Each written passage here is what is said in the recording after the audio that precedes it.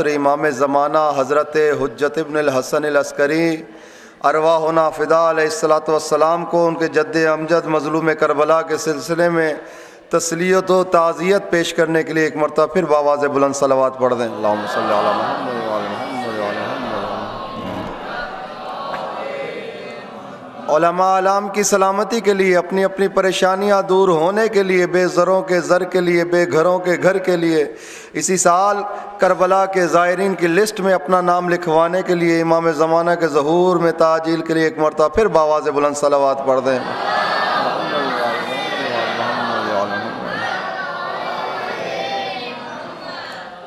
پروردگار عالم آپ کی عبادات کو، آپ کی عزاداری کو اپنی بارگاہ میں منظور و قبول فرمائے۔ قبلہ کی زندگی میں بھی طولانیت عطا فرمائے، صحت و سلامتی کے ساتھ طول عمر عطا فرمائے۔ بڑے اچھے انداز میں مسائل کا آپ کے سامنے پیش کر رہے تھے۔ میں واقعاً خوشی ہوتی ہے یہ سن کر یہ سلسلہ۔ میں ایک مرتبہ دبئی پڑھنے گیا، دبئی کے آگے العین میں نے عشرہ پڑھا۔ عجیب انداز ہے وہاں پہ عشرے کا۔ پہلا عشرہ خطبہ پڑھتے ہیں، دوسرا عشرہ خطبہ پڑھتے ہیں، تیسرا عشرہ خطبہ کا ہوتا ہے، اور چوتھا عشرہ اسے فقہی عشرہ کہتے ہیں، صرف فقہی مسائل بیان کیے جاتے ہیں۔ اس کے درمیان لوگ اٹھ کے پوچھتے ہیں واقعاً اگر بیداری چاہیے، واقعاً اگر دین میں سمجھ بوجھ چاہیے، واقعاً امام کے قریب ہونا چاہتے ہیں تو یہ فقہی مسائل اتنے ضروری ہیں کہ جس کی کوئی انتہا نہیں۔ اس حساب سے کہ وضو نام ہے طہارت کا، نماز نام ہے ایسی طہارت کی کہ جس کے دل سے دل پاک ہو کر اس قابل ہوتا ہے کہ اس میں ولائے آل محمد سما سکے۔ اگر آپ کو وضو نہیں معلوم ہوگا، اگر آپ کو غسل نہیں معلوم ہوگا تو آپ نجاست کی کیفیت میں پھر رہے ہیں۔ یہ علم کو ہاتھ لگانا، یہ تعزیے کو ہاتھ لگانا، یہ مولا کی مجالس میں آنا، پھر کہنا ہماری دعائیں قبول نہیں ہوتی، یہ کسی کا قصور نہیں ہے۔ آپ اپنے اوپر جھانک کے دیکھ لیں، کہیں غسل غلط تو نہیں ہے، کہیں وضو میں اشتباہ تو نہیں ہے۔ الحاصل جب تک انسان، میرے برادر نے کہا کہ ایک جملہ میں نے پچھلی مجلس میں کہا تھا کہ دوبارہ دہرا دیں، تھا خمس کے بارے میں۔ دیکھیں خمس، انسان اگر غور کرے، آپ تو ماشاءاللہ اس علاقے میں ہیں جہاں پر دریا بھی بہتے ہیں، آپ کو تو خوب اچھی طرح معلوم ہوگا، جہاں پہ سیلاب بھی آیا آپ کے ارد گرد۔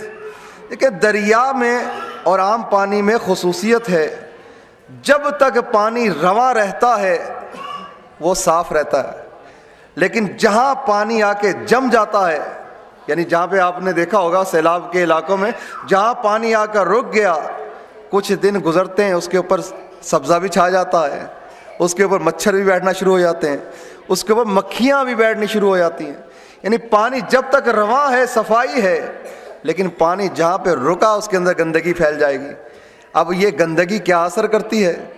اب یہ پانی پینے والا بچہ، اس لیے تو سیلاب زدگان کے علاقے میں ڈاکٹر بھیجے جاتے تھے کہ یہ اس سے پانی سے بیماریاں پھیلتی ہیں۔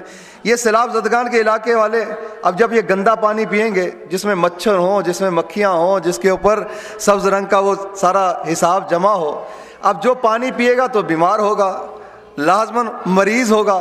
یہی حال ہے۔ اسلام نے خمس و زکوٰۃ کو اس لیے رکھا کہ پانی جاری رہے، ساری رہے، یہ پیسے کا سلسلہ ایک طرف رکے نا۔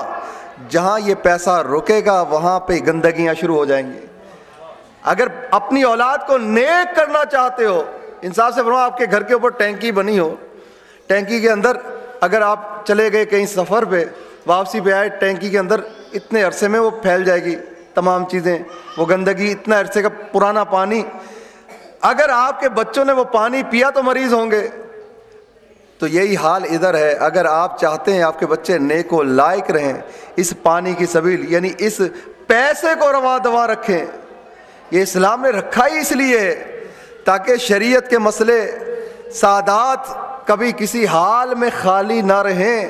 میں اپنے ایک استاد ہمارے بیان کر رہے تھے، کسی شہر میں ایک بھی سید مانگنے والا مل گیا قیامت کے دن، شاید پورے شہر کی شفاعت نہ ہو کہ یہ خمس نہیں دیتے تھے، سید مانگنے والا ملا ہے۔ اور نہ ہر شخص پہ جو خمس کھاتا ہے اس پہ بھی خمس واجب ہے. ہر ایک کو پہ خمس واجب ہے کہ یہ خمس نہیں دیتے تھے سید مانگتا ہوا ملا ہے. کس لیے؟ سادات کے لیے رکھا ہے. زکوٰۃ کس لیے رکھی ہے؟ کہ کوئی محتاج نہ رہے. لیکن ہم نے اس پیسے کو روک دیا. اب اسی کی گندگیاں ہیں, اسی کے حالات ہیں, اس کے اندر مکھیاں بھی بیٹھ رہی ہیں, اس کے اندر مچھر بھی بیٹھ رہے ہیں. اب اولاد غلط راستے پہ چل رہی ہے تو ہم ادھر ادھر ایک دوسرے کو ترویج کرتے ہیں کہ اس نے کر دیا, اس نے کر دیا, ماحول نے کہا. ماحول نے نہیں کیا. پہلے اپنے پیسے پہ نظر کریں کہ آپ کا پیسہ تو نہیں ایسا جس نے ان کے اندر سے یہ خرابیاں پیدا کر دی ہوں. صلوات پڑھ دیں محمد وآل محمد پر.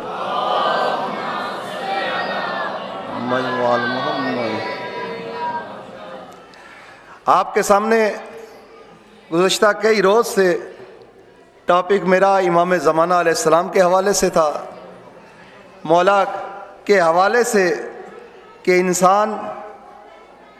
وہ انسان غریب ہوتا ہے, وہ انسان مظلوم ہوتا ہے کہ جس کی اتنی اولاد ہونے کے باوجود کوئی اولاد اس کو نہ پہچانے. سب سے زیادہ مظلوم ہے. اور پیغمبر کا فرمان, میں اور علی دونوں اس امت کے باپ ہیں. امام زمانہ آپ کے باپ ہیں. اب اس بچے کو, اس لڑکے کو کیا کہا جائے گا جسے اپنے باپ کی معرفت نہ ہو؟ اس غلام کو کیا کہا جائے گا جسے پتہ ہی نہ ہو اس کا آقا ہے کیا؟ اتنا سب کچھ, اتنی پبلک ہوتے ہوئے ہمارا زمانے کا امام مظلوم ہے. اس حوالے سے کہ 80 ذمہ داریاں ہر انتظار کرنے والے پہ عائد ہوتی ہیں. کسی سے جا کے پوچھ رہے ہیں, 10 سے اوپر یا 10 بھی شاید نہ معلوم ہو. اتنی ذمہ داریوں کا معلوم نہیں کہ ہمارے اوپر کتنی ذمہ داریاں ہیں. غیبت کے زمانے میں کیسے ہم مولا کے منتظر بن سکتے ہیں؟ اگر کسی آدمی سے, بزرگ سے بھی پوچھ لیں, شاید کچھ حد تک معلوم ہو جو مجالس میں سن لی. لیکن ان ذمہ داریوں کا احساس جب تک نہیں ہوگا تب تک یہ معاشرہ اپنے امام کے پیچھے چلتا ہوا نظر نہیں آئے گا. جب تک یہ معرفت, جب تک یہ ذمہ داریوں کا احساس, کل میں بیان کر رہا تھا کہ ایک ذمہ داریوں میں سے ایک ذمہ داری یہی ہے کہ آپ کو معلوم ہونا چاہیے کہ آپ نے اپنی رضا کے اوپر امام کی رضا کو رکھنا ہے. جو کام بھی کریں تو پہلے امام کی رضا کو آگے رکھیں کہ میرے مولا کی رضا کیا ہے, میرے مولا چاہتے کیا ہیں. اگر آپ نے رضا امام کی اپنے آگے رکھی تو آپ کو مشکلات پیش نہیں آئیں گی. آپ صرف اپنے بچوں کو یہ سمجھا دیں کہ آپ نے بیٹا جو کام کرنا ہے مولا کی رضا کو دیکھو, مولا چاہتے کیا ہیں. آج لڑکا اپنے باپ کی رضا کو دیکھتا ہے. اگر غلط راستے پہ جانے لگے تو فوراً کہتا ہے کہ میں نہیں جاتا, کیوں کہ میرے بابا نے منع کیا ہے. جب اسے یہ سمجھا دیا جائے بچے کے ذہن میں کہ دیکھو ادھر نہیں جانا, کیوں؟ تیرے امام نے منع کیا ہے, تو بچہ جب بچپن سے عادی ہوتا ہوتا بڑا ہوگا تو ہر شے میں یہی توقع کرے گا کہ اس میں آیا میرے مولا کی رضا ہے یا نہیں. صرف یہی ذہن میں رکھ لیں, اپنے طرز زندگی میں یہ چیز فیڈ کر لیں کہ ہر مسئلے میں ہم نے امام کی رضا دیکھنی ہے. میں نے کہا 1 مہینے کے اندر دیکھیں گے آپ کیسے تبدیل ہوتے ہوئے نظر آتے ہیں. آنکھیں وہاں پہ صرف کرنی ہے جہاں مولا چاہتے ہیں. صرف اتنا ذہن میں پکا ارادہ کر لیں, امام کی رضا دیکھنی. مشکل کام تو نہیں ہے, صرف امام کی رضا دیکھنی. اب اگر ٹی وی دیکھنے لگے, کوئی ایسا سین آیا, فوراً انسان سوچے میرے امام کی رضا ہے یا نہیں, فوراً آدمی فوراً اپنی آنکھوں کو موڑ لے گا کہ مولا, میرے مولا اس سے راضی نہیں ہے. کسی مجتہد سے پوچھنے کی ضرورت نہیں, کسی عالم سے پوچھنے کی ضرورت نہیں. یہ خودکار آلہ ہے, صرف امام کی رضا کو اپنے اوپر حاوی کر لیں. دیکھیں کسی موڑ پہ آپ کو گمراہی نہیں آئے گی, صرف اس کو اپنی زندگی میں پیادہ کر دیں. زبان, آیا میں گالیاں دیتا ہوں, ماشاءاللہ یہاں لاہور میں بھی دیکھا, اور جگہ پہ بھی دیکھا, یہاں پر بھی دیکھا, سرائیکی صوبوں میں اکثر کہ بات بات میں پہلے گالی دی جاتی ہے. اگر انسان گالی دیتا ہوا سوچ لے اس گالی دینے پہ آیا میرا مولا راضی ہے یا نہیں. آج 1 گالی دیں گے نا, پہلے 10 گالیاں دیتے تھے, آہستہ سے 8 گالیاں ہوں گی, پھر رضاعت کا خیال کریں, پھر 7 ہو جائیں گی, پھر 5 ہو جائیں گی, پھر 2 ہو جائیں گی, آہستہ آہستہ یہ گالیاں سلسلہ ختم ہو جائے گا. آپ اس طرح اپنے آپ کو تزکیہ نفس کریں, اپنے آپ کو پاک کریں. کان گانے سنتے ہوئے نظر آئیں, بچوں نے گانے لگائے ہیں, بچوں کو تیار کریں, گانے لگے ہوئے ہیں, سوچے کیا میرا امام راضی ہے گانے سننے پر, تو فوراً امام کی رضا کو آگے رکھتے ہوئے انسان اپنی توجہ دوسری طرف کر لے گا. یہی حال ہاتھوں کا ہے. ہاتھ استعمال کرتے ہوئے ضرور سوچیں اس طرف میرا ہاتھ جا رہا ہے مال حرام کی طرف, آیا میرا مولا راضی ہے میں مال حرام کھاؤں؟ فوراً ہاتھ رک جائے گا. یہی حال قدموں کا ہے, کیا میرا مولا راضی ہے میں اس طرف جاؤں, ایسی مجلسوں میں جاؤں جو میرا عقیدہ خراب کر دیں؟ جب امام کی رضا آگے آئے گی تو انسان اس مجلس سے مڑتا ہوا نظر آئے گا کہ ایسی مجلس میں جاؤں گا جہاں مولا کی باتیں ملے, جہاں مجھے ایسی چیز ملے جو میرے آئندہ کے لیے بہتر ہو. جب یہ آپ اپنے زندگی کے ہر پہلو پر مولا کو مقدم کریں گے تو یقین رکھنا آپ کی زندگی میں ایک تبدیلی آتی جائے گی. ایک اور میں نے بیان کی تھی کہ عصر حاضر میں ہماری ذمہ داریوں میں سے ایک ذمہ داری جس کی نسبت امام کی طرف ہے اس کا احترام کرنا. جس کی نسبت ہو, چاہے علماء ہوں, چاہے سادات ہوں, چاہے مومنین ہوں, جس کی نسبت امام کی طرف ہے اس کا احترام کرنا. ایک خاتون ہے, سید زادی ہے, شوہر کا انتقال ہو جاتا ہے, 2 بچے ساتھ ہیں. اب یہ گزری ایک شہر سے, وہاں کے داروغہ سے کہتی ہے, داروغہ آج رات میں نے یہاں سے گزرنا, مجھے اپنے گھر میں مہمان رکھ لے, میں آج ایک رات کی زحمت دینا چاہتی ہوں. توجہ ہے نا آپ حضرات کی؟ اللہم صلی علی محمد وعلی محمد. ایک رات کی زحمت دینا چاہتی ہوں. داروغہ کہتا ہے کس لیے تمہیں رکھوں؟ کہ میں سید زادی ہوں, تمہارے رسول کی اولاد سے ہوں. کہتا کوئی گواہ لے کر آؤ, گواہ آئے گا تو میں مانوں گا تو سید زادی ہے یا نہیں. جیسے آج کل لوگ کرتے ہیں, سید نے آگے میں سید ہوں, گواہ لے کر ہمیں کیا معلوم تم سید ہو یا نہیں. بہرحال اگر آپ کو یقین نہیں ہے وہ سید ہے, تھوڑی سی تو مدد کر دیں, ضروری نہیں کہ آپ اتنا اٹھا کے گھر دے دیں. لیکن اس طرح مانگنا یہ بھی توہین ہے. اگر سید کو خمس دے رہے ہیں تو اس کا شکریہ ادا کریں, سید تیرا شکریہ, تو نے خمس قبول کر کے مجھے پاک کر دیا. اگر نیکی ہوتی ہے, کوئی عالم دین آپ کو کوئی شے بتاتا ہے, اس کا شکریہ ادا کریں کہ آپ نے مجھے اتنی اہم شے بتائی کہ میرا راست پہ آ گیا. الحاصل کہتے کہ کوئی گواہ لے کر آؤ. اب یہ سید زادی پریشان, گواہ کہاں سے لائے, پردیس ہے. اب یہ ڈھونڈتی رات کے ٹائم, شام کے ٹائم, سردیوں کا زمانہ ہے, ایک مجوسی ہے, آتش پرست ہے, اس کے گھر پہ آئی. کہتی ہے اسے نہیں معلوم آتش پرست ہے. فوراً کہتی ہے کہ اے شخص, ہم رسول کی اولاد سے ہیں, ہمیں اگر آج رات ہمیں مہمان رکھ لو, کل ہم چلے جائیں گے. کہہ رہے آؤ رسول کی اولاد سے آؤ, بیٹھو, چاہے میں رسول کو نہیں مانتا لیکن آؤ, میرا ایک غلام مسلمان ہے, وہ تمہاری خدمت کرے گا. کہہ رہے رکھا. اب یہ شخص رات کے ٹائم کیا دیکھتا ہے, سید زادی نے کھانا جب آیا, تر و تازہ کھانا اور تمام چیزیں, سید زادی کہتی ہے کہ ہاتھوں کو کھانے کی طرف بچوں نہ بڑھانا, پہلے دعا کرو, مل کے دعا کرو, خدایا اس مجوسی کو دین اسلام کی ہدایت فرما. دعائیں کس طرح قبول ہوتی ہیں کہ ایک خدمت کے عوض میں صرف نسبت کس کی طرف ہے, آل رسول کی طرف, رسول کی طرف. صرف ایک دعا کی ہے اس نے, خدمت کی رسول کی وجہ سے. صبح ہوئی, داروغہ چلایا, دک الباب کیا, یہ نکلا باہر مجوسی. کون؟ کہا میں داروغہ ہوں, لاؤ وہ مسلمان جو سید زادی ہے مجھے دو. تم تو مجوسی ہو, کیوں رکھا ہے؟ کہتا ہے میں تو نہیں دے سکتا. کہہ رہے تو رکھ ہی نہیں سکتا, تو وہ مسلمان ہے اور تو مجوسی ہے, کیسے رکھ سکتا ہے؟ کہتا ہے داروغہ صاحب, جو خواب رات کو آپ نے دیکھا ہے وہ خواب میں نے بھی دیکھا ہے. کہہ رہے کیا خواب؟ کہتے داروغہ بتاتا ہے میں نے خواب کے عالم میں دیکھا ایک بہت بڑا محل ہے جو زمین سے آسمان کے درمیان حائل ہے, کہ اس کے دروازے خوبصورت, اس کی چھت خوبصورت, اس کی دیواریں خوبصورت. اتنا خوبصورت محل میں نے دیکھا ہی نہیں تھا. کہتے کہ میں نے پیغمبر سے کہا یا رسول اللہ میں بھی آپ کا امتی ہوں. داروغہ کہتا ہے, پیغمبر فرماتے ہیں گواہ لے کر آ, تو میرا امتی ہے. یا رسول اللہ یہاں کہاں سے گواہ ڈھونڈوں گا؟ کہا تو نے میری اولاد سے بھی تو گواہی مانگی تھی, اگر تجھے آج گواہی نہیں مل رہی, میری اولاد سے کیوں گواہی مانگی؟ اس کے پاس کون سا گواہ تھا؟ وہ کہہ رہی ہے میں پردیسی ہوں, تم نے کیوں گواہی مانگی؟ تو آپ کہتے یا رسول اللہ یہ محل کس کا ہے؟ کہا یہ اس مجوسی کا ہے.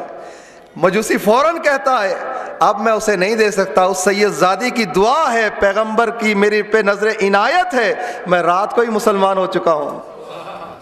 بہرحال یہ سادات کے ساتھ خدمت, یہ علماء کے ساتھ خدمت, یہ مومنین کے ساتھ خدمت کہ نسبت امام کی طرف ہے, یہ آپ کو اس طرح بنا دے گی, آپ کے تمام مسائل حل کر دے گی.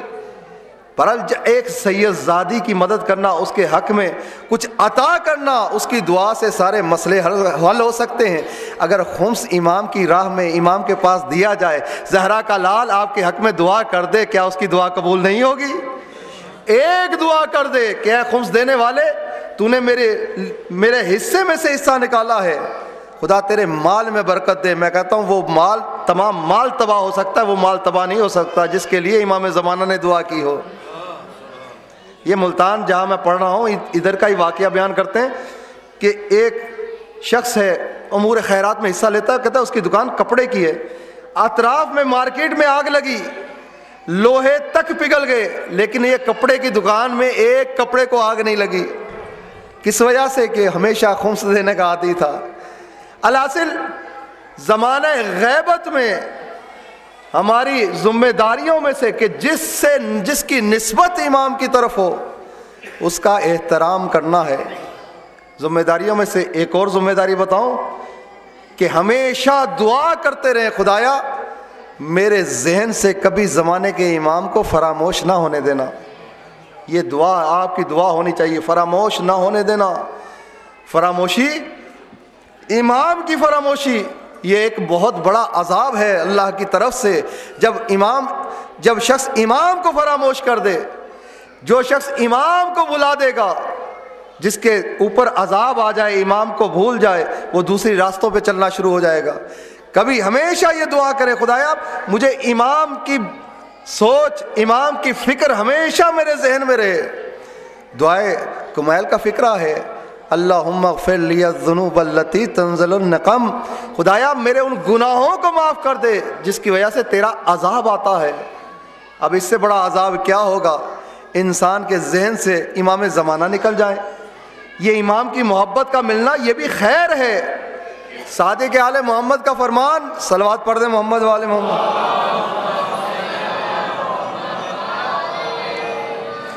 آپ کا فرمان ہے کہ اذا اراد اللہ به خیرا قذف فی قلبہ حب الحسین, جس کے ساتھ اللہ نیکی کا ارادہ کرتا ہے, جس کو اللہ ترقی دینا چاہتا ہے, جس کو اللہ حر بنانا چاہتا ہے, جس کو اللہ فطرت کی طرح پالو پر دینا چاہتا ہے, اس کے دل میں حسین کی محبت ڈال دیتا ہے. آپ اپنے آپ کو دیکھیں, آپ کے ساتھ اللہ چاہتا کیا ہے. اگر چاہتا ہے تو آپ کے دل میں امام حسین کی محبت آ جائے گی. اب اس میں قید نہیں اپنے ہو غیر ہو, جس کے ساتھ اللہ نیکی کرنا چاہتا ہے. مجلس میں اپنے نہیں غیر بھی آتے ہیں. جس کے ساتھ اللہ نیکی کرنا چاہتا ہے اس کے دل میں حسین اور حسین کی زیارت کی محبت ڈال دیتا ہے, اور جس کے ساتھ اللہ برا ارادہ کرتا ہے اس کے دل میں حسین کی نفرت اور حسین کی زیارت کی نفرت ڈال دیتا ہے. آپ شکر خدا کریں کہ آپ کے دل میں زمانے کے امام کی محبت ہے, اگر آپ کی یاد میں ہے. بہرحال یہ بھلاوے کا نتیجہ ہے, انسان مومنین ایک دوسرے سے لڑتے ہوئے نظر آتے ہیں. یہ فراموشی کا نتیجہ ہے کہ مومنین ایک دوسرے سے بغض رکھتے ہیں. یہ فراموشی کا نتیجہ ہے کہ ایک دوسرے کے انسان احترام کرتا ہوا نظر نہیں آتا. اگر احترام کرتے ہوتے, ایک دوسرے کو سمجھتے ہوتے, لیکن یہ اس وقت ہوتا جب مولا کی یاد ہمیشہ ذہن میں رہتی. بہرحال انتظار کی کیفیت میں مسلسل بیان کرتا رہا. انتظار کا معنی ہاتھ پہ ہاتھ رکھ کے بیٹھنا نہیں ہے. انتظار نام ہے حرکت کا. حرکت کہتے کس شے کو ہیں؟ فلسفے والے کہتے ہیں, حرکت کہتے ہیں کہ ایک نقص والی شے کا کمال کی طرف جانا, اسے حرکت کہا جاتا ہے. اگر آپ ناقص ہیں, جب تک حرکت نہیں کریں گے کامل نہیں ہوں گے. اب دیکھیں تمام, اگر یہ دن میں حرکت نہ ہو تو رات کیسے آئے گی, رات میں حرکت نہ ہو تو دن کیسے آئے گا, سورج میں حرکت نہ ہو تو روز و شب کیسے آئیں گے. اب یہی حرکت بتا رہی ہے, تمام سیارے حرکت میں, سورج حرکت کے اندر, یہ سب یہ بتا رہے ہیں جب تک حرکت نہیں ہوگی محرک کا پتہ نہیں چلے گا کہ حرکت دینے والا کون ہے۔ اگر آپ بھی چاہتے ہیں محرک کا معلوم کرنے تو آپ کو بھی حرکت کرنی ہوگی۔ کبھی طواف کی صورت میں حرکت ہے، کبھی صفا و مروہ کی صورت میں حرکت ہے، کبھی عرفات کی صورت میں حرکت ہے۔ الحاصل جب تک حرکت نہیں ہوگی تب تک انسان کمال کے درجے تک نہیں پہنچ سکتا۔ انصاف سے فرماؤ، نقص سے کمال کی طرف جانا اس کا نام ہے حرکت۔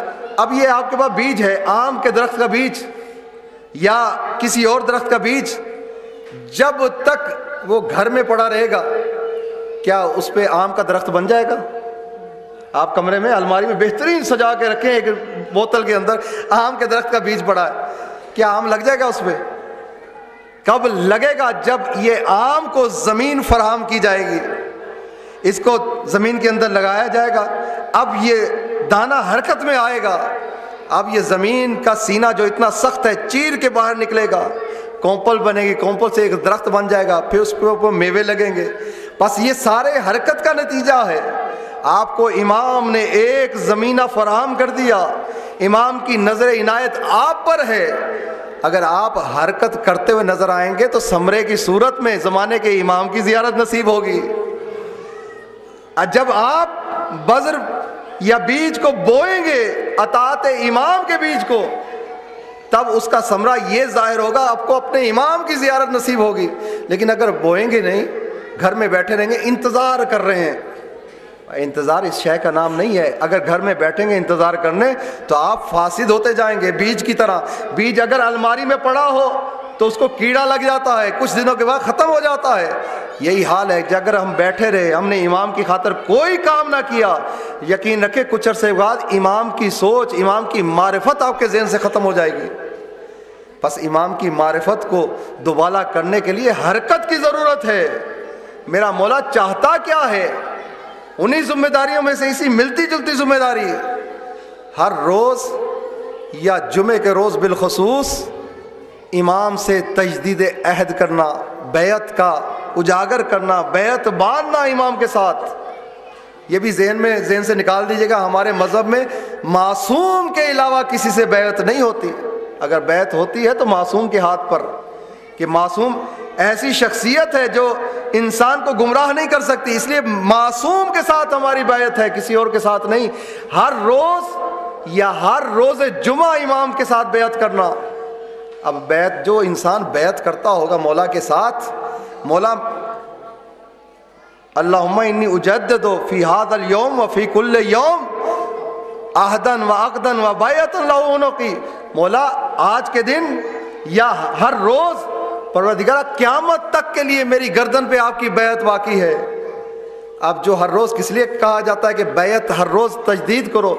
جو بیعت کی تجدید کرتا ہے اس کے ذہن میں خیال رہتا ہے کس کے ہاتھ پہ بیعت کی ہے، کس مولا سے میں نے ناطہ باندھا ہے، کس کے ساتھ میں نے اپنے تعلقات جوڑے ہیں۔ جب انسان کو یہ یقین ہو جائے کہ اس مولا کے ساتھ بیعت کی ہے، اس مولا کے ہاتھ پہ میں نے بیعت کی ہے، تو انسان خراب کاریوں کی طرف نہیں جاتا۔ اگر آپ کو بیعت نہیں آتی کرنی، کیسے مولا کے ہاتھ پہ بیعت کرنی ہے؟ صادق آل محمد حضرت امام جعفر صادق علیہ السلام،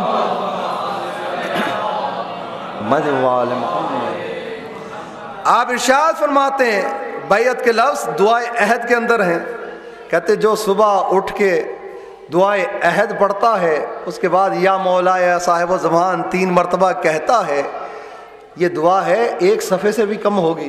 کہتے جو دعائے عہد پڑھتا ہے، جو 40 دن تک دعا پڑھتا ہے، اس دنیا سے نہیں جاتا جب تک فرزند زہرا کے چہرے کا دیدار نہ کر لے۔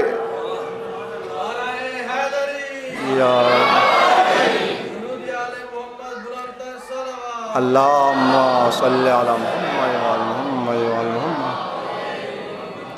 جب تک فرزند زہرا کے چہرے کا دیدار نہ کر لے اس دنیا سے نہیں جاتا۔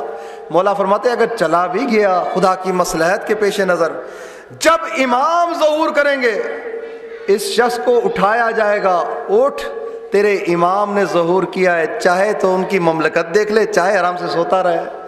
تو یہ مومن اٹھ کے اپنی قبر سے تیار ہو جائے گا، میں نے مولا کی نصرت کرنی ہے۔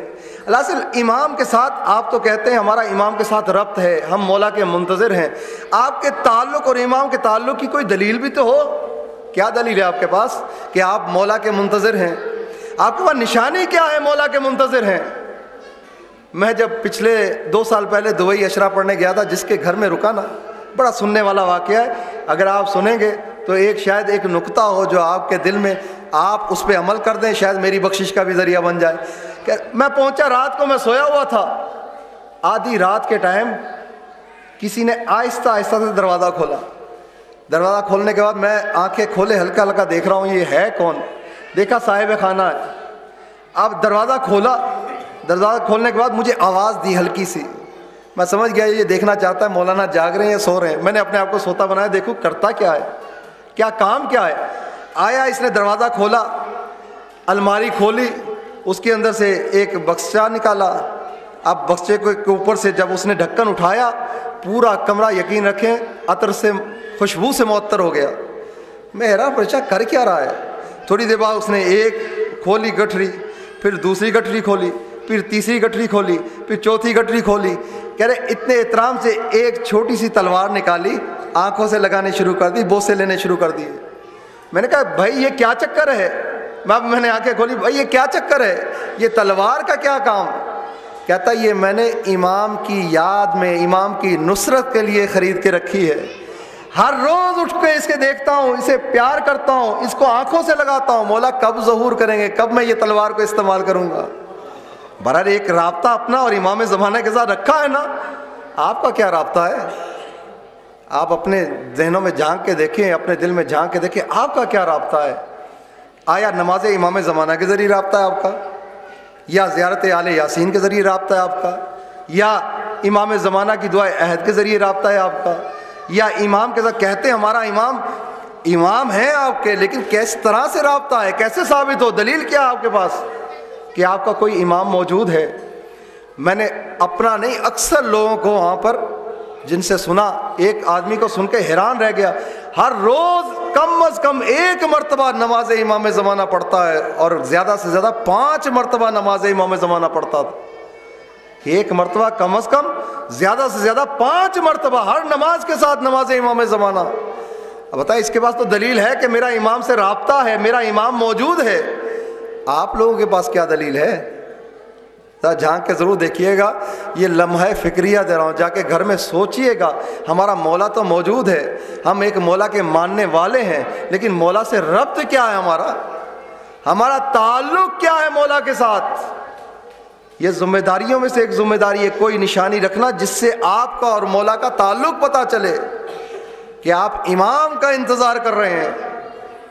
ہمارے پاس تو کوئی ہے بھی نہیں سلسلہ، یہ 1 گھنٹہ بیٹھنا مجلس میں، یہ بھی احسان کر دیتے ہیں کہ ہمارا احسان ہے مولا پہ، ہم نے 1 گھنٹہ مجلس سن لی، یہ ہمارا احسان ہے۔ ہم اکثر لوگ احسان کرتے ہیں فرزند زہرا پر کہ 1 گھنٹہ مجلس سن لی، یہ آپ کا احسان نہیں ہے، یہ زہرا کا احسان ہے کہ آپ کو توفیق دی مجلس میں بیٹھنے کی۔ کبھی اپنے پر نہ سوچے گا کہ ہم خود چلے آئے، جب تک اندر سے توفیق نہ ملے کوئی مجلس میں آ ہی نہیں سکتا۔ ایک شخص نے خود دیکھا جناب سیدہ امضا کر رہی ہیں، کون کون مجلس میں آئے گا، میرے حسین کی مجلس میں کون کون آئے گا، یہ بی بی کی طرف سے اجازت ملی ہے کہ آپ مجلس میں تشریف لائے ہیں، یہ احسان نہیں ہے۔ اگر مجلس میں آ جائیں 2 رکعت نماز شکرانہ یا شکرن للہ الحمدللہ ضرور لفظ کہیے گا، پروردگار تیرا شکریہ، توفیق دی ہے مجلس میں بیٹھنے کی، یہ توفیق بہت بڑی شے ہے۔ یہ زیارت امام رضا کے بعد زیارت کا جملہ ہے، لا تحمدک یا سیدی الا بتوفیق منک، یا پروردگار میں لفظ حمد بھی نہیں کہہ سکتا جب تک تیری توفیق نہ ہو۔ الحمدللہ کہتے ہیں یہ اللہ کی طرف سے توفیق ہے۔ کتنی ہر شے میں شکر ہے، ہر شے میں شکرانہ ادا کرنا ہے۔ آپ کو تو خدا نے بڑی بڑی نعمتیں دی ہیں، آپ تو جتنا شکر ادا کریں کم ہے۔ کہتے ہیں نماز کیا پڑھیں، نماز بھی ایک شکرانہ کی کیفیت ہے نا۔ الحمدللہ رب العالمین، خدایا تیرا شکر ہے، کیا حق نہیں پہنچتا اس رب پر کہ 5 مرتبہ دن میں ہر نماز میں 2 مرتبہ یہ لفظ کہ الحمدللہ رب العالمین، خدایا تیرا شکر ہے، لاکھ لاکھ شکر ہے کہ جس نے علی جیسا مولا ہمیں عطا کیا۔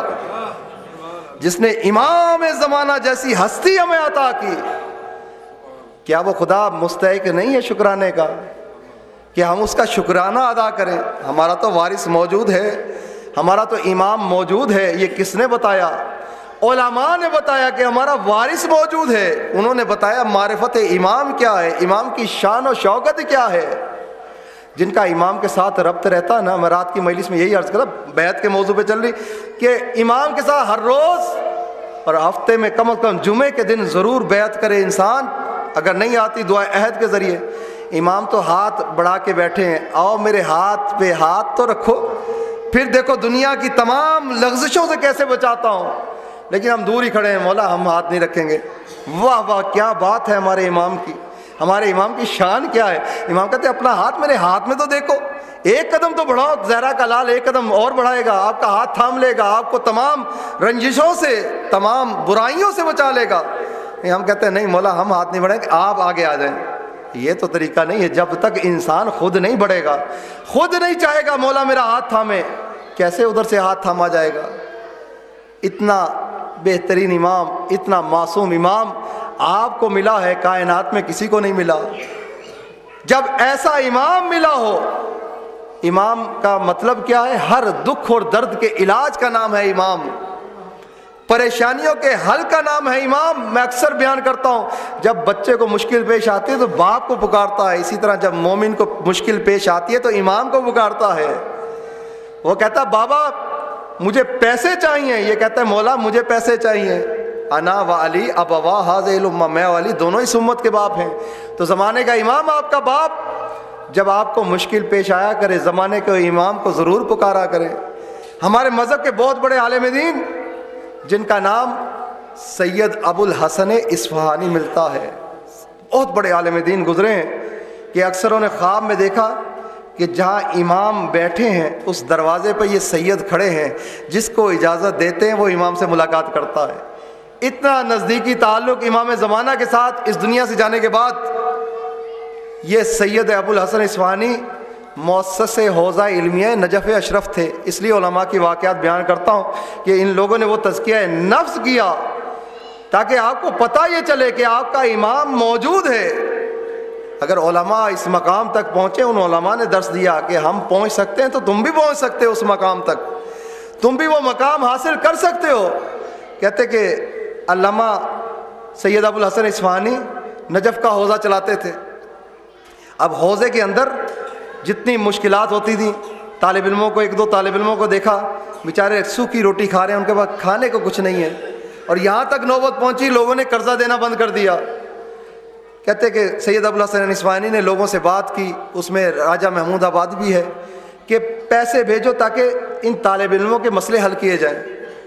اب پیسہ آتا تھا، کافی پیسہ آتا تھا۔ سید نے 5-6 دکاندار ایسے رکھے تھے جو صرف طالب علموں کو کھانا دیتے تھے۔ کوئی یعنی دہی کی دکان ہے، دودھ کی دکان ہے، دالوں کی دکان ہے، اس طرح مختلف دکانوں کو کہ جو طالب علم لے اسے دینا ہے، پیسے لکھتے جانا، 1 مہینے کے بعد مجھ سے حساب کر لینا، کھاتا چلتا تھا۔ ایک موقع یہ آیا، کوئی ایسے موانع پیش آئے، پیسہ آنا بند ہو گیا۔ پیسہ آنا بند ہو یا دکانداروں نے 1 مہینہ تو دیتے رہے، 1 مہینے کے بعد کہتے سید ہمارے پاس تو چیزیں ختم ہو چکی، جب تک پیسہ نہیں آئے گا مال کیسے آئے گا؟ مال نہیں آئے گا طلباء کو دیں گے کیسے؟ سید ہماری مدد کرو، ہمیں پیسہ دو گے تو ہم دکانداری کریں گے، پیسہ نہیں ہوگا تو کیسے دکانداری کریں گے؟ سید خاموش ہو گئے، کہتے کہ میں ابھی جا رہا ہوں، میری طبیعت صحیح نہیں، جب واپس آؤں گا مجھ سے بات کرنا۔ سید گئے، نجف سے باہر واپس آئے، کہتے ہاں بھائی دکانداروں آج حساب کر کے رکھ جاؤ کتنا پیسہ ہے تمہارا۔ انہوں نے حساب دیا۔ سید کہتے کل آ کے پیسے لے جانا۔ کہتے یہ دکاندار چلے گئے۔ کہا سید کا دستور یہ تھا، شام رات کی نماز پڑھنے کے بعد اندر کمرے میں جاتے تھے، سو جاتے تھے، اپنے گھر والوں کے ساتھ اندر جا کے آرام کرتے تھے۔ لیکن اس رات کہتے ہیں میں منشی ہوں، میں خادم ہوں گھر کا، کہتے جاؤ بازار سے دہی اور لسی لے کر آؤ، آج ہم نے رات کا کھانا کھانا ہے۔ یہ ہے علماء کا کھانا، یہ ہے علی ابن ابی طالب کا کھانا۔ سوکھی روٹی کھا کر کس طرح تبلیغ کرتے ہوئے نظر آتے تھے کہ ہر علاقے میں امام کی، کوفے کو جمجمۃ العرب کہا جاتا تھا، سب سے گنا علاقہ عرب کا، آج تک دیکھا ہوگا جتنے مرضی حکمران ہو، ہر حکومت کے دوران فقیر بھی ملیں گے، ایسے بھی ملیں گے جن کو کھانے کو کچھ نہیں ملتا. لیکن اس زمانے میں جمجمۃ العرب، سب سے گنا علاقہ، سب سے زیادہ آبادی والا علاقہ کوفے کا گنا جاتا تھا. لیکن کہتے علی کی 4 سال دور حکومت میں کوئی شخص ایسا نہیں تھا جسے میٹھا پانی نہ ملتا ہو، سائے میں رہنے کی جگہ نہ ملتی ہو. یہ دور حکومت تھا مولا کا، عدالت کی حکومت تھی. الاصل سید نے کہا کہ دودھ، لسی اور روٹی لے کر آؤ. رسی اور روٹی کھائی. آدھی رات کے وقت کہتے میں لیٹ گیا، آدھی رات کے وقت کیا دیکھا، سید نے مجھے آواز دی ہلکی ہلکی. وہی حال کہتے میں سمجھ گیا سید دیکھنا چاہتے ہیں میں سو رہا ہوں یا جاگ رہا ہوں. کچھ دیر بعد میں نے دیکھا سید نے وضو کیا، جا نماز بچھایا، نماز امام زمانہ یا نماز پڑھی. اس کے بعد صبح کی نماز تک سید کی زبان پہ یہی تھا، یبن الحسن یبن الحسن یبن الحسن، اے زہرا کے لال، اے زہرا کے لال، اے حسن عسکری کے لال. کہتے کچھ دیر کے بعد سید نے نماز صبح ادا کی. مجھے آ کے کہا کہ دیکھو اگر رات کو کوئی شے دے کر جائے لے لینا، میں اندر سونے جا رہا ہوں. سید چلے گئے. اتنے میں دق الباب ہوا. میں نے دیکھا کون؟ وہی لسی والا جس سے میں لسی لے کر آیا تھا، باہر کھڑا ہے. کہا کیا بات ہے؟ کہا کہ سید کی ایک امانت ہے، آ کے لے جاؤ. کہتے میں آیا گلی میں دیکھا ایک بوری نوٹوں سے بھری ہوئی ہے. کہتے یہ لے جاؤ سید کی امانت ہے. کہتے میں لا کے اندر رکھی وہ بوری. اب میں حیران پریشان، یہ آئے کہاں سے پیسے؟ وہاں سے راستہ بند ہے، اتنا پیسہ آ کہاں سے گیا؟ کہتے اچھا صبح میں نے برتن اکٹھے کیے لسی کے. میں کہا اب اسی سے پوچھتا ہوں، سید سے کس کی ضرورت ہے سوال کرے. کہہ رہا آیا لسی والے کے پاس. اے لسی والے، اس کا نام لے کے بتا یہ پیسے کہاں سے آئے تھے؟ کہہ رہا کون سے پیسے؟ میرے پاس تو کھانے کو اپنے لیے کچھ نہیں ہے، میں کہاں سے پیسے لا سکتا ہوں؟ کہہ رہا ایک بوری بھر کے تو نے پیسے دیے ہیں. کہہ رہا نہیں میرے پاس کوئی پیسے نہیں ہے. کہتے میں سمجھ گیا یہ اس کا کوئی چکر نہیں. واپس آیا. سید نے مسکرا کے کہا کہاں گئے تھے؟ کہا کہ باہر ذرا کام تھا. کہا لسی والے کی تلاش میں گئے تھے نا. کہتے کیا تو سمجھتا ہے ہم بے وارث ہیں؟ اگر آج ہمیں مشکل پیش آئے ہم اپنے امام کو پکارتے ہیں، ہمارا امام ہماری مدد کرتا ہے. اب ایک اور مسئلہ ہمیشہ آپ کے ذہن میں رہتا ہے، منتقم آل محمد. ہر شخص یہ سوچتا ہے امام آئیں گے تلوار چلائیں گے، ادھر گردنیں اڑ رہی ہیں، ادھر گردنیں اڑ رہی ہیں، ادھر خون بہ رہا ہے، ادھر خون بہ رہا ہے. یہ کہنا سمجھ لے شیعوں کو دور کرنا ہے. امام ایسے، خدا نخواستہ میں لفظ عجیب استعمال کر رہا ہوں، اس زمانہ ہے کہ یعنی جیسے زمانے میں استعمال کہ ہٹلر نہیں ہے مولا، آتے سر آ کے سب پہ گولیاں چلا دیں گے. نہیں، ایسا نہیں ہے امام کا. یا آج کل کے دور کے ایسے لوگ جو لوگوں کی گردنیں کاٹتے ہوئے نظر آتے ہیں، امام ایسے نہیں ہیں. امام انتقام لیں گے. کس سے لیں گے؟ جہالت کی تاریکی سے انتقام لیں گے. مولا اس دنیا کو علم کی دولت سے مالا مال کر دیں گے. سب سے پہلا انتقام امام کا کس سے ہوگا؟ جہالت سے ہوگا. اس لیے امام جب آئیں گے، امام فرزند زہرا ایک ایک نوجوان کے سر پہ ہاتھ پھیرے گا. امام کے ہاتھ کے نیچے سے نوجوان گزرے گا تو اپنے دور کا مجتہد بنتا جائے گا. یعنی اس طرح آج کل سارے گناہ جہالت کی وجہ سے، آج کل ساری بدتمیزیاں جہالت کی وجہ سے ہیں، آج کل تمام چیزیں جہالت کی وجہ سے ہیں. آپ پڑھے لکھے اور عام آدمی جو جاہل ہے اس کے درمیان فرق دیکھ لیں.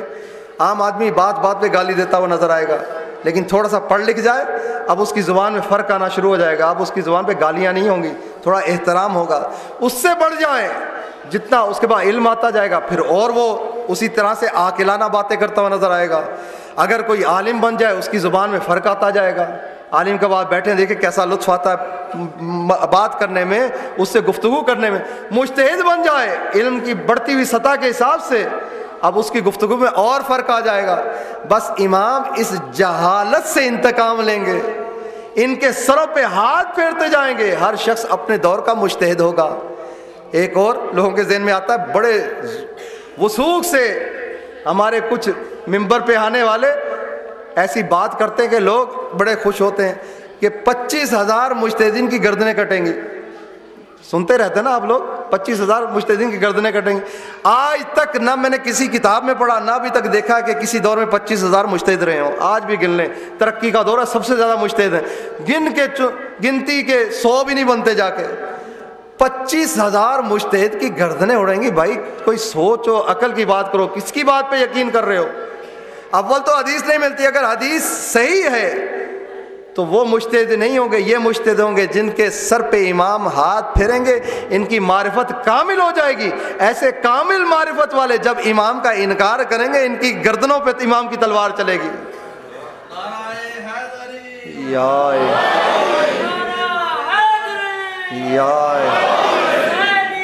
زندہ آباد، زندہ آباد، زندہ آباد۔ اللہم صلی علی محمد۔ توجہ ہے نا آپ حضرات کی؟ امام دوسرا انتقام کس سے لیں گے؟ منتقم ہے، دوسرا انتقام لیں گے بدعت گزاروں سے، جنہوں نے دین میں بدعتیں رکھی ہیں، قاتلین حسین سے، ان لوگوں سے مولا، اور ان کی اولاد سے جو اپنے قاتلین کے فعل پہ راضی ہو۔ جو راضی نہیں ہے وہ نہیں ہے، لیکن جو راضی ہے اپنے باپ کے، آباء و اجداد کے فعل پر، امام ایسوں کی گردنیں اتاریں گے، ایسے لوگوں سے انتقام لیں گے۔ تیسرا گروہ جس سے فرزند زہرا انتقام لے گا، جس کی وجہ سے منتقم کہا جاتا ہے، وہ کون سا گروہ ہے؟ وہ گروہ وہ ہے کہ جو شیطان اور شیطان پرست ہے، مثلا دجال ہے، سفیانی ہے، سفیانی پرست، دجال پرست، ان لوگوں سے مولا انتقام لیں گے۔ اب جب منتقم کا لفظ آئے، امام سے فرار نہ ہوئیے گا کہ امام ہر ایک کو ایسے قتل نہیں کریں گے۔ آپ لوگوں کو تو امام دست شفقت رکھتے ہیں، امام کی دعاؤں میں شامل ہے کہ روایات کا جملہ ہے، امام کہتے رہتے ہیں شیعتی شیعتی، پروردگار میرے شیعہ، پروردگارہ میرے شیعہ، ان کی ہدایت فرما، ان کو گمراہ نہ ہونے دینا۔ آپ کے لیے دعا کرتے نظر آتے ہیں۔ امام اتنی دعا کریں، آپ کتنی مرتبہ دعا کرتے ہیں مولا کے لیے؟ کتنی دفعہ مولا کو یاد کرتے ہیں؟ کتنی مرتبہ مولا کو پکارتے ہوئے نظر آتے ہیں؟ الحاصل یہ امام ہمارا کچھ مخصوص مقامات پر ضرور آتا ہے۔ ان میں سے ایک مقام آپ کی خدمت میں پیش کروں، جو حج پر گئے ہیں وہ جانتے ہیں۔ ایک واقعہ اسی سے ربط مصائب، ایک وادی عرفات کہ جہاں خیمے ایک جیسے ہوتے ہیں، ایک جیسے خیمے، اگر ایک شخص جس کو پہچان نہ ہو اپنے خیمے کی گم ہو جائے تو اسے دوبارہ خیمہ نہیں ملتا۔ اب ایک مومن ہے، اس کا خیمہ اس کا گم ہو گیا، پریشان ہے، کبھی ادھر جاتا ہے، کبھی نہ واقف کار مل رہا ہے، نہ خیمہ مل رہا ہے، اتنا ہجوم ہے، 20-25 لاکھ افراد ہیں، اس میں خیمہ ڈھونڈنا انتہائی مشکل کام۔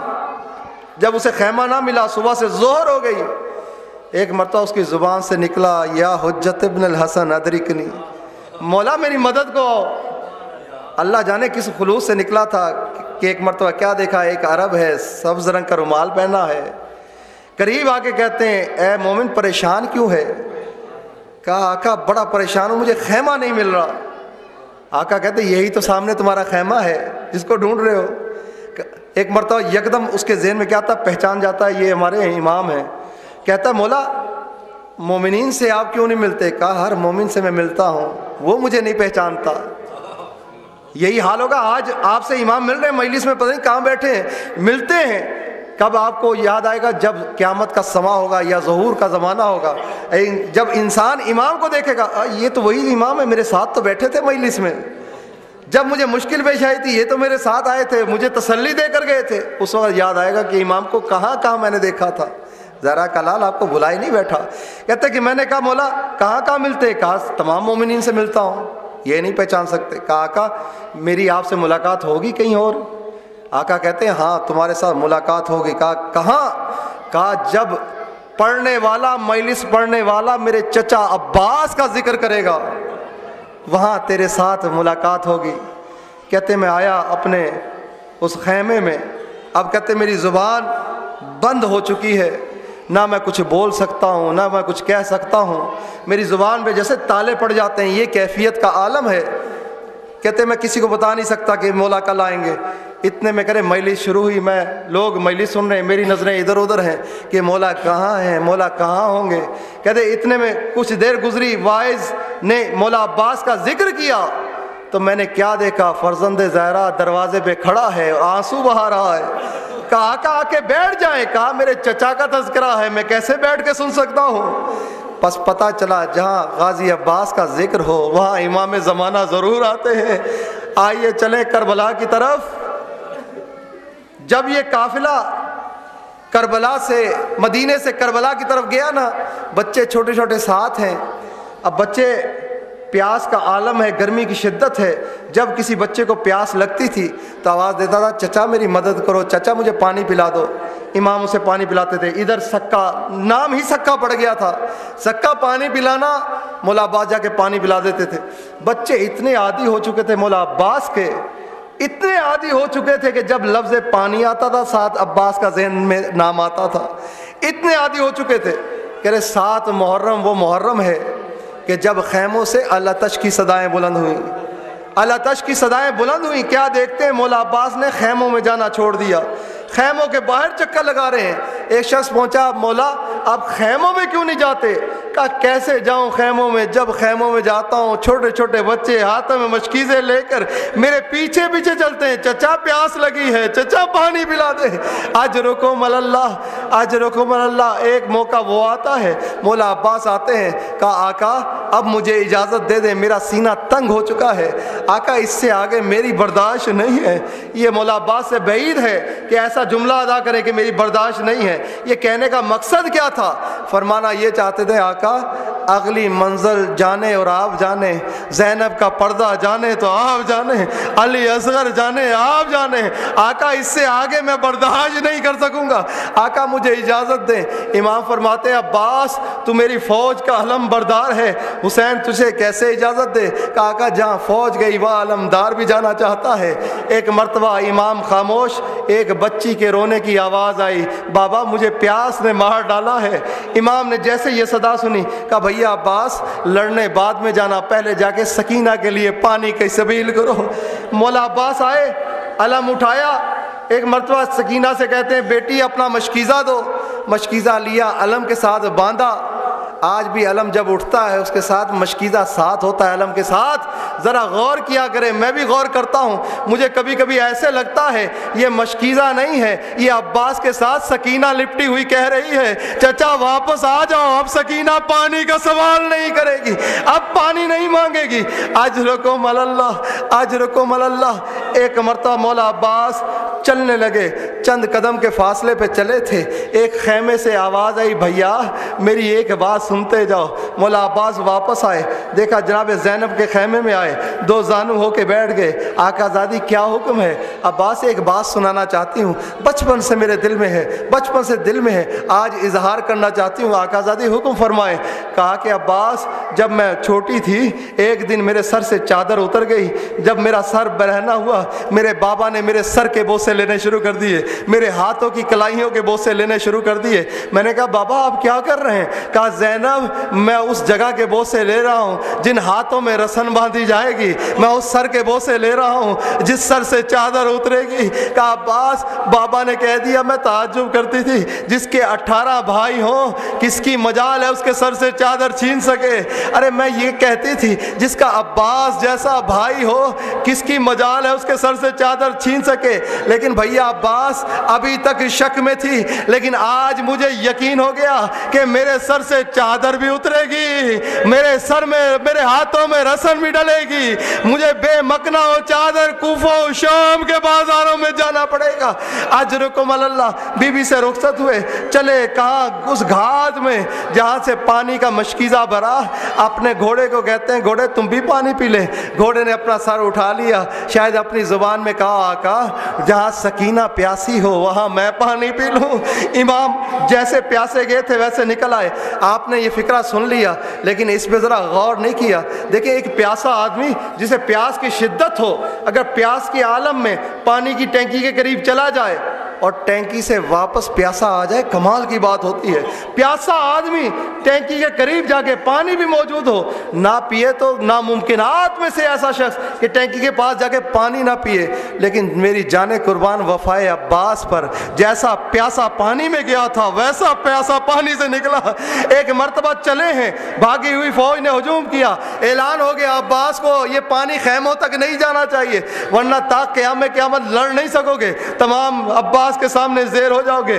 اب فوج نے ہجوم کیا، اب تیروں کی بارش، مولا عباس لڑتے جا رہے ہیں، ایک طرف سے ایک ملعون نے وار کیا، مولا عباس کا ایک بازو قلم ہوا۔ ایک مرتبہ مولا عباس نے دوسرے ہاتھ میں علم تھاما، دوسرے ہاتھ میں تلوار لی۔ اب میرا دل کہتا علم جب ڈولا ہوگا، ارے مولا حسین کا دل بھی کانپا ہوگا کہ خدایا میرے عباس کی خیر ہو۔ ایک مرتبہ علم سنبھل گیا، مولا عباس نے جنگ کرنا شروع کر دی۔ جنگ کرتے کرتے ایک کمینگاہ سے ایک اور ملعون نے وار کیا، مولا عباس کا بازو قلم ہو گیا، اب دوسرا بازو قلم ہونا تھا۔ ایک مرتبہ اب کس عالم میں اب مشکیزے کی حفاظت کر رہے ہیں کہ خدایا دعا یہی کر رہے ہیں، خدایا یہ پانی خیام حسینی تک پہنچ جائے، میری بچی تک پہنچ جائے، میری سکینہ پیاسی ہے، یہی دعا کرتے جا رہے ہیں۔ میری جان قربان، اب جس کے ہاتھ نہ ہو، کوئی تیروں کی بارش ہے سامنے سے، کوئی تیر سر میں آ کے لگ رہا ہے، کوئی تیر شانوں میں آ کے لگ رہا ہے، لیکن بچا رہے ہیں کسی طرح یہ پانی خیام حسینی تک پہنچ جائے۔ اتنے میں ایک سی تیر سنسناتا ہوا آیا، مشق سکینہ پہ لگا، پانی سارا بہہ گیا۔ پانی کا بہنا تھا، عباس نے ایک مرتبہ آسمان کا رخ کیا، پروردگار میری پہلی دعا قبول نہیں کی، اب میری دعا قبول کر لے، اب مجھے خیموں میں جانا نصیب نہ ہو۔ ارے سکینہ جب مجھ سے سوال کرے گی، عباس کیا جواب دے گا؟ اجرکم اللہ، ان رونے والی آنکھوں پہ خداوند زمین و آسمان اپنی برکتیں اور رحمتیں نازل کرے۔ ایک مرتبہ مولا عباس سر جھکائے چلے جا رہے ہیں، ایک ملعون نے گرز کا وار کیا، مولا عباس گھوڑے سے زمین پہ تشریف لائے، آپ نے سن لیا لیکن آپ کو اندازہ نہیں ہے، آپ زمین پہ گرے کس شے کا سہارا لیتے ہیں؟ ہاتھوں کا۔ آپ جب گھوڑے سے گرنے لگے کس شے کا سہارا؟ ہاتھوں کا۔ آپ پہ آپ کے آگے حملہ ہو کس شے کا سہارا؟ ہاتھوں کا۔ عباس کے ہاتھ تو نہیں تھے، چلتے ہوئے گھوڑے سے منہ کے بل زمین پر آئے۔ ارے یہی تو فکرہ تھا، ایک عالم دین اسی فکرے کو بیان کر رہا تھا۔ اب سننا چاہتے ہیں مولا عباس کی مصیبت، مولا عباس کی زبان سے ایک مرتبہ فکرہ بیان کیا۔ ایک عالم دین کہتا ہے نیچے اتر جاؤ، اتنے سخت مصائب بیان نہ کیا کرو جس کا کوئی مدرک نہ ہو۔ وہ عالم دین رات کے عالم میں خواب میں سوئے، کیا دیکھتے ہیں؟ مولا عباس آئے، کہتے ہیں شخص یہ بتا تو کربلا میں تھا، کیا تو نے دیکھا میرے جب ہاتھ دونوں کٹ گئے، ایک تیر میری آنکھ میں آ کے لگا، ارے میرے ہاتھ نہیں تھے، میں اس تیر کو نکالتا، میں نے سر کو جنبش دی، ارے تیر نہ نکلا، میں نے گھٹنوں کو جوڑا تیر کو نکالنے کے لیے۔ ایک ملعون نے ارے گرز کا وار کیا، میرا سر شگافتہ ہوا، اے شخص میرے ہاتھ نہیں تھے کہ زمین پہ آنے کے لیے، میں چلتے ہوئے گھوڑے سے ارے منہ کے بل زمین پر آیا۔ اجرکم اللہ، خدا ان رونے والی آوازوں پہ اپنی رحمت نازل کرے، کسی غم میں نہ رلائے سوائے غم حسین کے، مولا آپ کی حاجتوں کو پورا کرے، عباس کے کٹے ہوئے ہاتھوں کے صدقے میں یہاں سے کسی کو محروم واپس نہ کرے۔ ایک مرتبہ ایک صدا گونجی، آقا اس غلام کا سلام قبول کرنا۔ امام کا ہاتھ کمر پہ گیا، ایک فکرہ کہتے ہیں الان ان کسر ظہری، عباس تیرے مرنے نے میری کمر توڑ دی، تیرے مرنے نے میری کمر توڑ دی۔ اب میں کہوں گا آقا آپ نے مولا عباس کے وقت، شہزادہ علی اکبر کے وقت یہ جملہ کہا مجھے آنکھوں سے دکھائی نہیں دیتا، یہ فکرہ نہیں کہا میری کمر ٹوٹ گئی۔ آقا قاسم کے لاش کے پامال ہوتے دیکھا، یہ کہا میں غریب ہو گیا، یہ نہیں کہا کمر ٹوٹ گئی۔ آقا عباس کے جانے پر آپ نے یہ فکرہ کیوں کہا میری کمر ٹوٹ گئی؟ سنیں گے امام فرمائیں گے یہ میری کمر نہیں تھی، یہ زینب کی کمر تھی، ارے یہ سکینہ کی کمر تھی۔ اب مجھے یقین ہو گیا میری بچی تماچے بھی کھائے گی، ارے میرے بہن کی ہاتھوں میں رسن بھی ڈلے گی۔ اجرکم اللہ، خدا ان رونے والی آوازوں پہ اپنی رحمت نازل کرے۔ رونے کے ایام ہے، اسی لحاظ سے مسائل زیادہ بیان کر رہا ہوں۔ امام چلے ایک مرتبہ ایک جگہ گھوڑے سے اترے، ایک چیز کو اٹھایا، آنکھوں سے لگایا، ارے بوسہ دیا، اپنے ساتھ چپکا لیا، کیا تھے؟ عباس کا پہلا بازو۔ آگے بڑھے، پھر جگہ اپنے گھوڑے سے اترے، دوسرا بازو اٹھایا۔ علامہ حافظ کفایت صاحب کا جملہ ہے کہ ایک مرتبہ دوسرا بازو اٹھا کے چلے چلے پھر لاش عباس تک پہنچے. کہتے میں آپ سے سوال کروں گا مومنوں بتانا, پہلے مولا عباس کا پہلا بازو قطع ہوا, پھر اس کے بعد دوسرا بازو قطع ہوا, پھر اس کے بعد مولا عباس گھوڑے سے زمین پر آئے. کہتے جہاں مولا عباس گھوڑے سے زمین پر آئے تھے یہ وہ مقام تھا جہاں سے خیام حسینی نظر آ رہے تھے. کہتے کہ یہ کیسے ہوا, پہلے پہلا بازو ملا پھر دوسرا بازو, اور غازی کی لاش دریا کے کنارے. یہ کہتے یہ کیسے پہنچی. کہتے جب غازی گھوڑے سے زمین پر تشریف لائے ان کی نظر اجے خیام حسینی پہ پہنچی, اس کی نظر خیام حسینی پر پڑی. اگر رونا نہ ہے نہ رونا, ارے رات کو بستروں میں بیٹھ کے ضرور یاد کر لینا اس فکرے کو. کہتے جب خیام حسینی پر امام حسین کے خیموں پہ نظر پڑی مولا عباس کے دل میں آیا ہوگا اے عباس اگر تو یہیں پڑا رہا, اے سکینہ عصر عاشور بچوں کے ساتھ یہاں پہنچ گئی اور کہہ دیا چچا آپ تو پانی لینے گئے تھے, سکینہ پیاسی رہ گئی, عباس کیا جواب دو گے. کہتے عباس کی لاش نے کروٹیں بدلتے بدلتے اپنے آپ کو دریائے القما کے قریب, نہر القما کے قریب پہنچایا. امام پہنچے, ارے کیا غضب کا منظر دیکھا, جوان بھائی ایڑیاں رگڑ رہا ہے, جوان بھائی ایڑیاں رگڑ رہا ہے. امام بیٹھے, عباس کا سر اپنے دامن میں رکھا, بھیا عباس کیا حال ہے. بھائی عباس کوئی خواہش ہو تو بیان کرو. کہا آقا آپ کو یاد ہے, آپ کو یاد ہے بچپن میں میری ماں نے بتایا تھا عباس تو چھوٹا تھا, تو نے آنکھیں نہیں کھولی, کتنے دن آنکھیں نہ کھولی. میں نے تمہارے بابا سے کہا یا علی یا مولا یہ بچہ آنکھیں نہیں کھول رہا. مولا کائنات فرماتے ہیں عباس میرا بیٹا ہے. میں نے بھی اس وقت آنکھیں کھولیں جب رسول کو دیکھا تھا. میں جانتا ہوں میرا بیٹا کس لیے آنکھیں نہیں کھول رہا. ایک مرتبہ آواز دیتے ہیں حسین بیٹا میرے قریب آ. حسین کو بلایا, شہنشاہ وفا نے جب خوشبو امامت کو محسوس کی آنکھیں کھول کر امام حسین کا دیدار کیا. آقا جب دنیا میں آیا تھا سب سے پہلے آپ کا دیدار کیا تھا. آقا میرا دل یہ چاہتا ہے جب آخر وقت ہو, جب اس دنیا سے جا رہا ہوں آخری وقت میں آپ کا دیدار کرتا جاؤں. کہا بھیا دیکھو زیارت کرو میں تمہارے پاس موجود ہوں. ایک مرتبہ عباس نے شرمندگی سے سر نیچے کیا. آقا غلام آپ کو زحمت نہ دیتا, اگر میرے ہاتھ ہوتے, ایک آنکھ میں تیر ہے دوسرے آنکھ میں خون ہے, آقا ہاتھ نہیں ہے خون صاف کر سکوں. امام نے ایک مرتبہ ابا کے دامن سے خون کو صاف کیا, حسرت بھری نگاہ ایک مرتبہ امام پہ ڈالی. امام نے کہا بھیا ایک مرتبہ مجھے بھائی کہہ دے, میرے دل میں بھی خواہش ہے. ایک مرتبہ بھائی کہا روح قفس سے ان سری سے پرواز کر جاتی ہے. امام کی زبان پر واہ عباسا واہ عباسا.